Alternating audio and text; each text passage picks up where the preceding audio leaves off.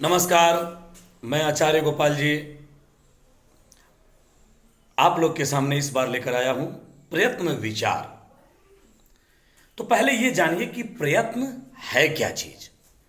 वास्तव में जब हम वर्णों को का उच्चारण करते हैं तो वर्णों के उच्चारण के क्रम में ध्वनि प्रकट करने वाले शारीरिक अंगों के, जिसको वाग्य यंत्र कहते हैं, उनको कुछ न कुछ चेष्टाएं करनी पड़ती है, कुछ कार्य करना पड़ता है, कुछ प्रयास करते हैं, वो उसे ही प्रयत्न कहते हैं।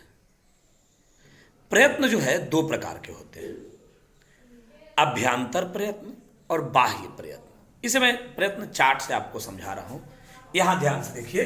प्रयत्न विचार दो भाग में बटा, अभ्यंतर प्रयत्न और बाह्य प्रयत्न।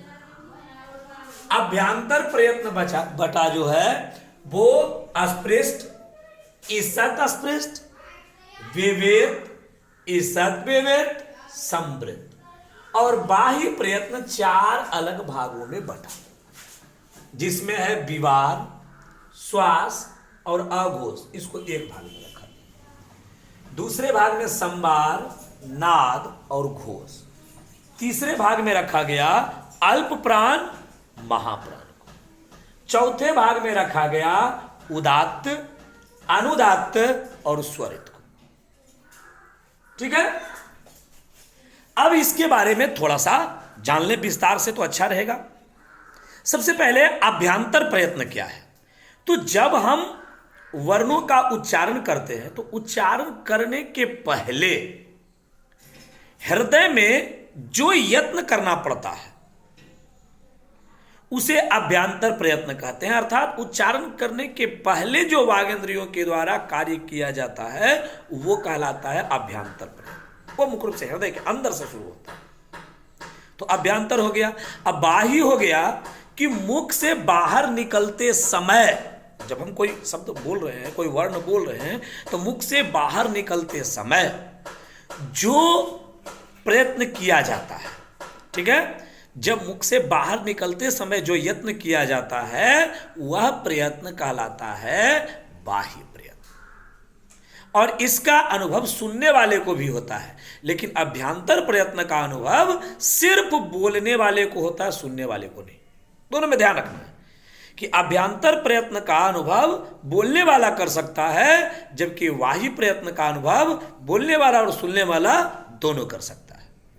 ठीक है, अब देखिए सबसे पहला है विवार क्या है। तो सबसे पहले लेके चलते हैं यहां से अस्पृष्ट से। अस्पृष्ट से देखिए होता क्या है कि जितने स्पर्श वर्ण हैं उनके उच्चारण में, उच्चारण के साथ साथ ध्वनि की वागेंद्रियां का कुछ स्पर्श होता है ना। वागेंद्रियां कुछ न कुछ स्पर्श होता है। जिसे बोलते हैं स्पर्श वर्ण, तो जिह्वा कहीं सटती है या ओष्ठ कहीं सटता है, तो कहीं ना कहीं स्पर्श होता है।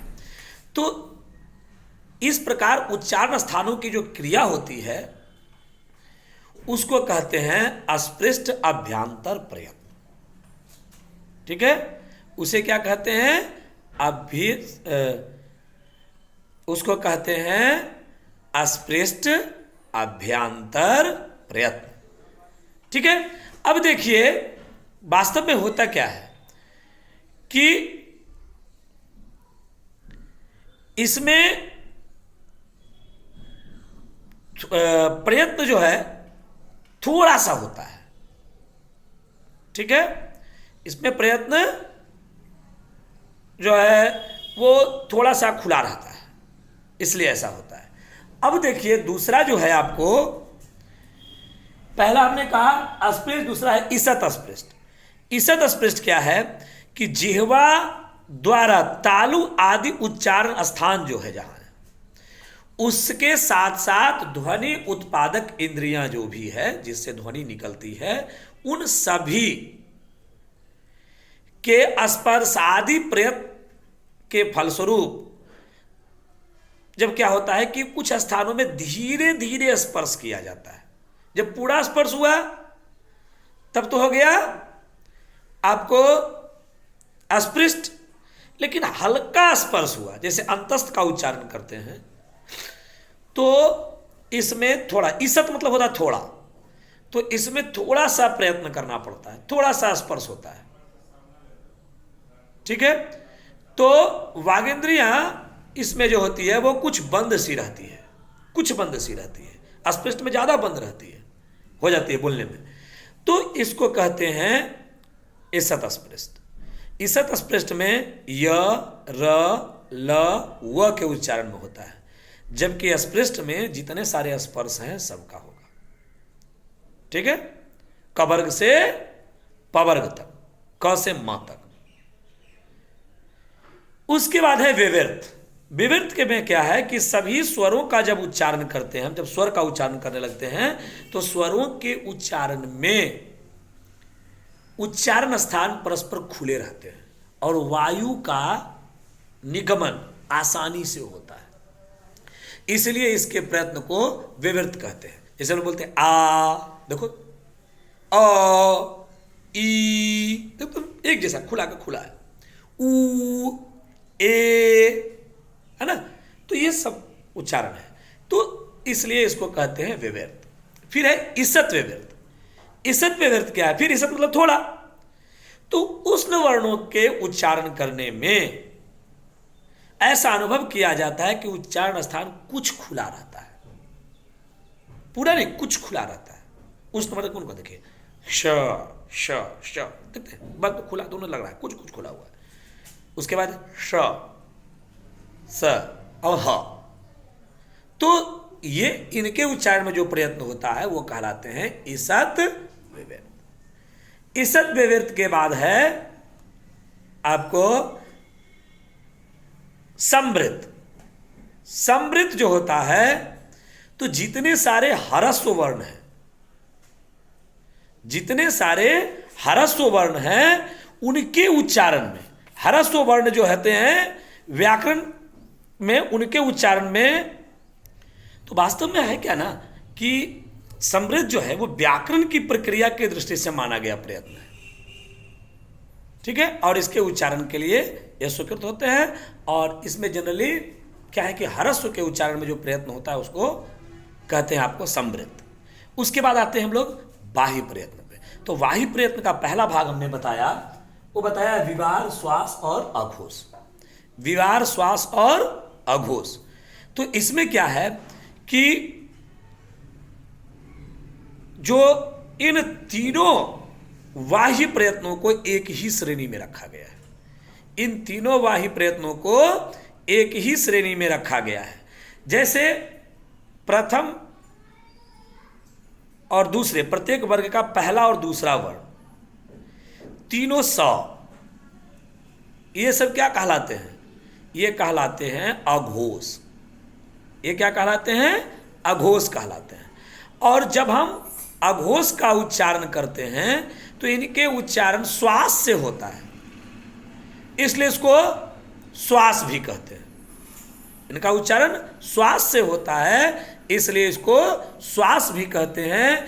और इनके उच्चारण में वाग यंत्र जो होते हैं वो कुछ खुले रहते हैं, इसीलिए विवार कहा जाता है।